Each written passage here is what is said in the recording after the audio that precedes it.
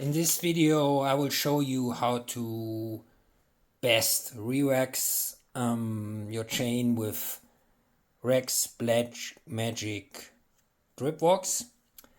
I use this stuff. I use a container sitting below the chain to make sure that no wax gets on the floor, but of course if you use a rag or an old towel or something to protect the floor, it also works very fine. Compared to other drip waxes, Rex Black Magik is of higher viscosity, which might introduce some problems with chain penetration if you just drip it on and let it rise. So even Rex now advises to use heat after the application on the chain to get it very liquid and ease the penetration. For this purpose I use a heat gun with a special deflector, but you can also use a simple heat gun without any of those. In order to increase the speed, I use a fairly high temperature, as you will see later in the video. But now let's start with the application of the drip wax. So shake the bottle.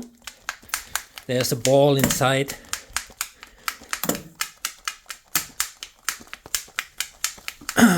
Just turn the tip a little bit and then apply. I count 5 revolutions of the crankset. Then you might want to add some more on top of the chain.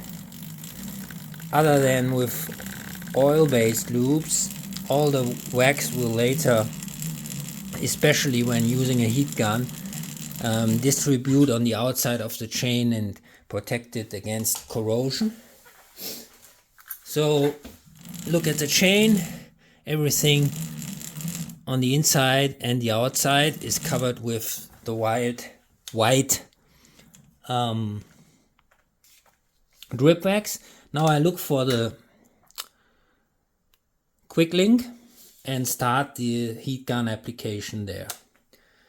So I use 450 degrees and the full power. That's why it is so loud for the fan. And now so look at the link, the chain link. Now it's white. You just apply the heat long enough so that the white stuff turns liquid and then move on. You don't want to overheat the wax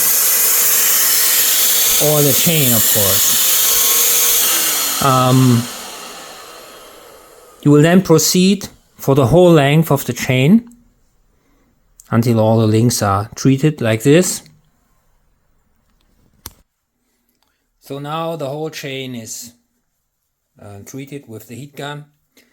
You might want to turn the cranks for a few revolutions just to loosen up the chain links, which might get a little stiff due to the wax penetrating the chain links. It's actually a good test whether the wax has really made it into the chain links. It is stiffening up, but other than when using immersion waxing where you have to manually break in the links again, here turning the crank a few times does the job perfectly. And then remove, if you're so inclined, the excess wax that has formed up on the on the chain ring and the pulleys, just to make sure that there is no build-up if you repeat this process over and over again.